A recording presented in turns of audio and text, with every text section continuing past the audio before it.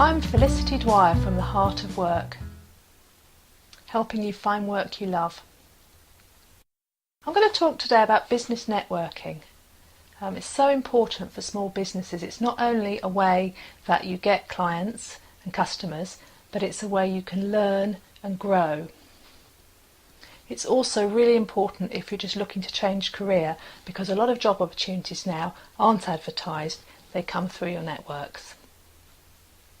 So here are 5 tips to help you get the most out of your business networking. Firstly, plan your introduction. Whenever you go to an event, whether it's a formal networking meeting or a conference, you will need to introduce yourself, either round the table formally or informally. So think about what you want to say, what are the important things that you want people to remember about you, and keep it brief. Who you are, what you do, who you do it for, what you're looking for. And it can help to rehearse and practice it a few times, not so it becomes overly rehearsed, but just so you're comfortable with saying it.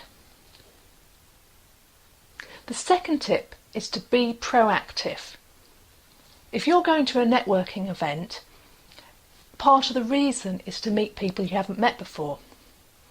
Now, we all tend to be a little bit shy, or most of us do. So even if you find this a bit scary, I encourage you to just take a deep breath, go up to someone and introduce yourself. They'll be glad you did. I usually do this quite simply. I say, "Hello, I'm Felicity." And then usually the other person will just introduce themselves and you're away. And then I'll normally follow up with a simple question. If it's a business network, I might say, "Tell me about your business." If it's a more general event like a conference, then an open question like, "Where are you from?" works well. The person can tell you about their business, or they can tell you where they live. It just gets the conversation going without pressure. My third tip, and this is really important, is listen. We tend to like people who are interested in us. So when you're talking to somebody at an event, you want them to think, yes, this person's interested in me. That's how you build the know, like and trust that underpins good networking. Now, if you're unfortunate enough to get caught with somebody who doesn't listen and just wants to tell you about their business and sell to you and push a business card in your hand, well, chances are that you'll be avoiding them at the next meeting, so don't be that person. The fourth tip is very important if you want to get results from your networking, and that's to follow up appropriately. So I don't follow up with everybody at a networking event, but if there's been some kind of connection, then I will send a follow-up note, either a brief email. Sometimes I'll just send a tweet and follow the person on Twitter. If I think there's a chance for us to work together, or I want to deepen the connection, I might send an invitation on LinkedIn or invite the person for a coffee. It's just choosing a way of following up that's appropriate.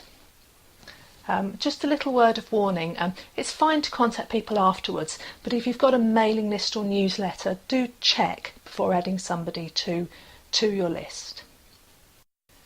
My fifth tip is about online and offline networking.